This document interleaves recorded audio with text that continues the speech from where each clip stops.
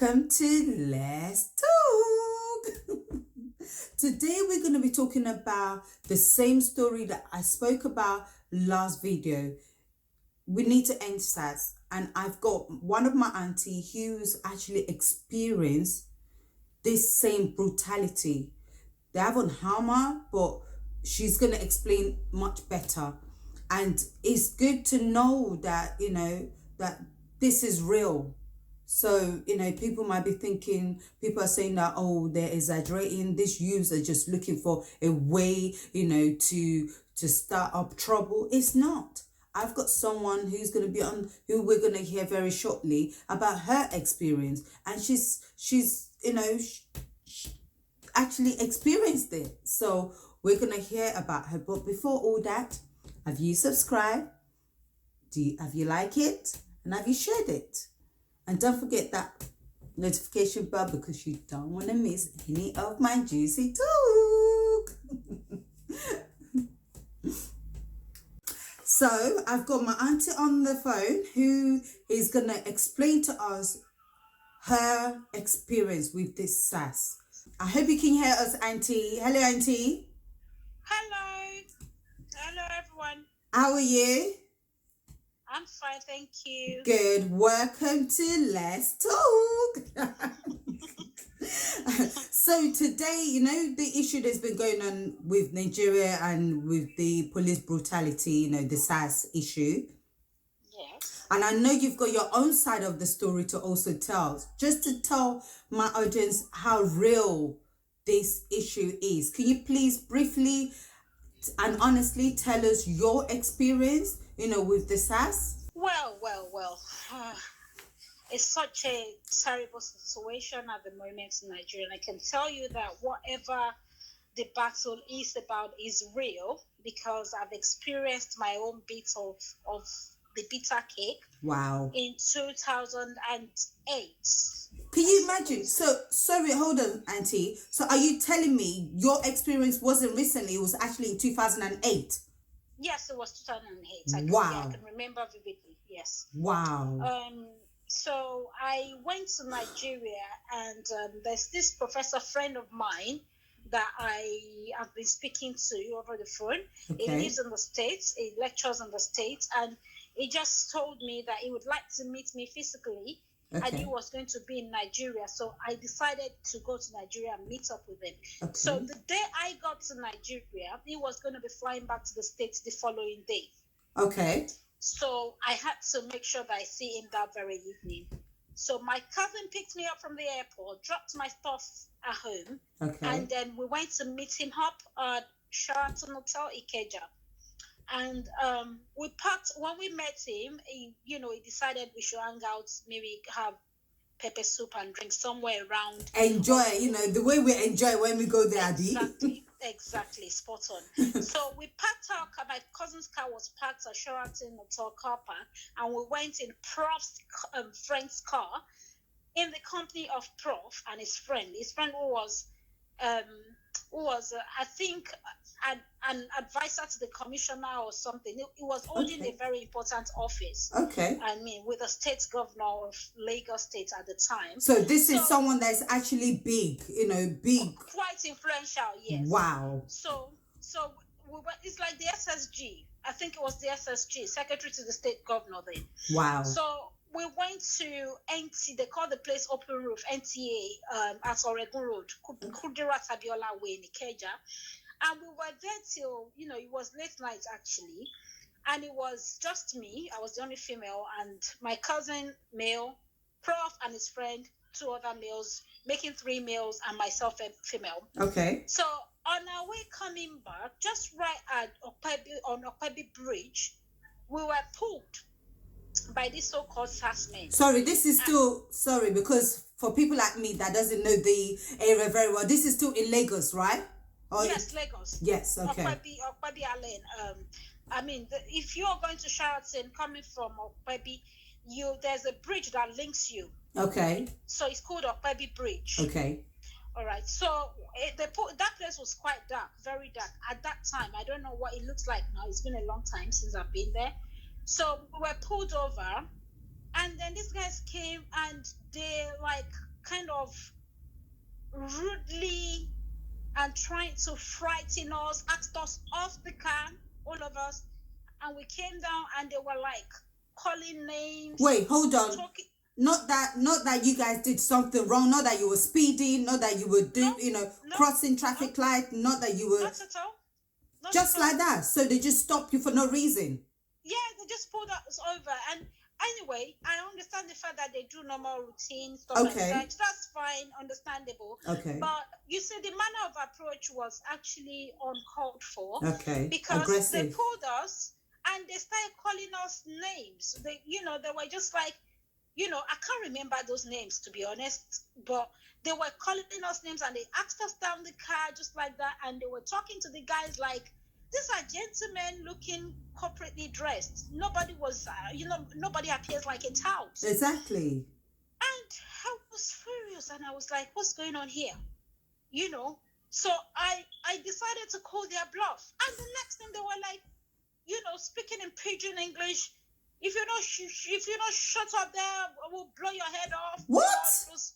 And I was like, you dare not try it. I guess you were acting because you're not used to that place. You're not used to their ways, Abby. Apparently, I think I was acting in my capacity as a lawyer because I was trained in Nigeria. Okay. I was in practice in Nigeria before I came to the UK to study further and remain here. Okay. So apparently I was just thinking this is a breach of fundamental human rights. Yes. This is so uncalled for. Why would you talk to people like this? We have the freedom. We have the right to talk. We have the freedom of movement. So why would you just, what happened? But those movements, sorry to cut you short, but those movements are those that is obviously, ends in the UK, Abby. Because in Nigeria, it looks like it's even though you were trained there, you went, you schooled there, you would think that all those, stands, right? To be honest, I think regardless of wherever I'm from, there's a law. It's just that the law is being swept aside. There is a law that governs us all. And whether we like it or not, international human rights is the law for fundamental human rights. So Nigeria is included. Nigeria should not be excluded. Of course. So we have all these rights regardless of the country. It's international. So as I was trying to quote the law, one of them pulled the trigger on me. What? And he cocked the gun. And the next thing was just to shoot. What? And then Prof had to lie flat, begging. And everyone else was begging. And then I was like, you don't even try it. I was still talking and they were like, can you shut up? The men were telling me to keep quiet. Are you serious? Wait, hold on. Just because you're trying to quote your human right, I guess, and then all because of that, they want to shoot you down? Yes. For no... Yes. They gave me a prior notice. They said, we will kill you here now. What? They said that. We will waste you here now. They called me one prostitute. What's this? Anyagba. They said, you this Anyagba. What does that mean? I think it's one of those, Wafi, Benin people way of calling prostitutes. Okay. So, and I looked at myself and I was like, I was properly dressed. So I don't see any reason why you should look at me and think I'm a prostitute. Exactly. So at the end of the day, I mean, out of anger, they asked for their ID cards, and by the time they saw that these are men of high hierarchy, was a lecturer in Ontario University. They saw that the other man was the state governor, whatever. They saw that and they were like, "Oh, sorry, sir." And are you serious? Imagine that. Free. And while we were going in the car, they were warning me seriously not to ever do that again, because they said these people will not only kill you, because they will kill all of us. Wow. They will trash your remains on the canal, because the bridge was a bridge for the canal. Then. Wow. They will trash your remains in the canal, and they will make sure that they declare us as armed robbers, because we're 3 men. Are you serious? Yes. They said they will declare that we're armed robbers, and that's why they had to kill us in self-defense. Wow. I'm sure the fact that even before you guys get into the car, before they actually accept or they sort that, these are the high people, before that, I'm sure your heart, I mean, how did you feel right there and then? Especially when the gun was like pointed at you, like, I mean, I would have died right there. Do you know what? I tell you the truth, yeah. At that point in time, for some reasons, I can't just imagine where I got the lion heart from. Wow. For some reasons, I was brave at that point in time. But by the time I got home, slept over it the following day, and I started thinking, so that's how I would have died. Exactly. I didn't wake up to reality. Wow. Of what happened until the following day. So at that point in time, for some reasons, I just had that stone heart. I don't know where I got it from. I was just so brave. I'm sorry if that happened to me. To be honest with you, I don't know what I would have done right there and then, but I would have been big mouth myself. I would have been like, try to justify my action, like, you can't do this, you can't. But then I'm telling you, that would have put me off completely going back to Nigeria. That's the honest truth. I know one of the reasons why I'm a bit skeptical about Nigeria, to be honest. The last time I went, I was only there for 3 days. Not to go off points. Yes, that is SARS for you. That was one of my many experiences. That was the peak of it, anyway. That was the peak of it. So I didn't realize what I had done until the following day. At that point in time, for no just cause, I was just too brave. Too brave to be accepted. Please don't do that again, no. Obviously. I have a reason. Now I have a reason to leave. I have a family. Then I was very single.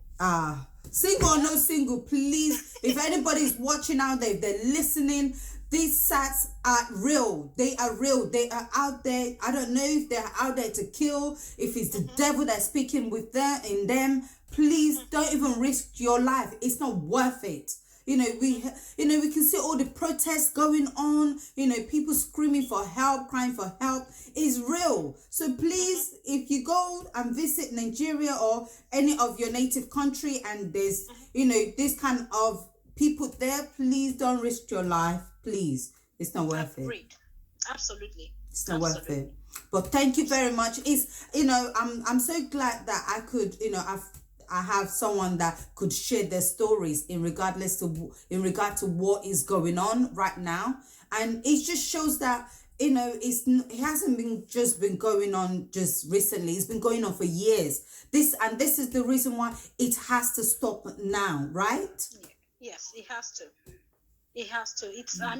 I think I'm very proud of Nigerian youth for the very first time, because to be honest, when they put up battles like this, they give up at some point, but persistency is very important, and which is what they're doing right now. That's right. So in my own little way, I'm supporting via my social media platforms, and that for now, that is the best I can do, and to pray for them, and exactly. I hope that we'll get the result that we want. That's right. I prayed the same as well. But thank you very much. It's been very, interesting and educative that, you could share your,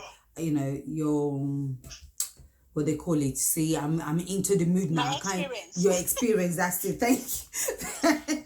Thank you. Your experience, is, I'm really, I'm thankful, we're grateful, Thank you very much. Welcome.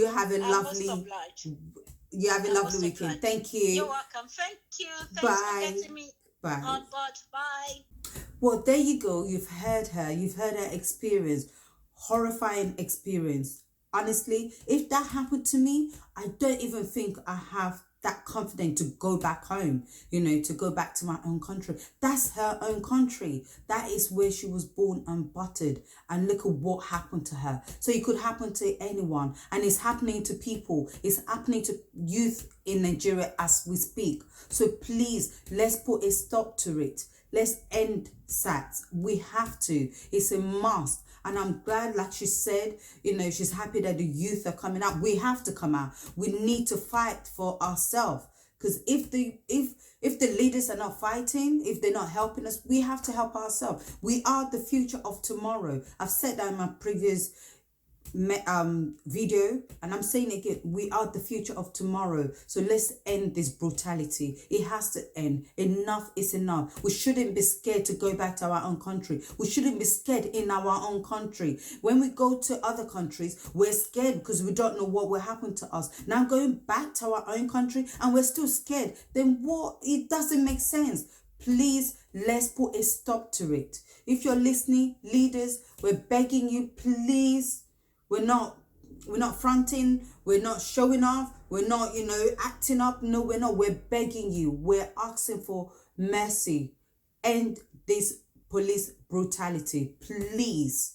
I'm sure you guys have kids as well. They are part of the youth. Please, let's end this. That's all for me today. I hope you agree with what we've discussed today. If you do, please drop a comment by putting the hashtag ENDSARS. Please, please, please, please, please, let's end police brutality. Have you subscribed? Have you shared? And have you liked it? And don't forget that notification bell so that you don't miss any of my juicy talk.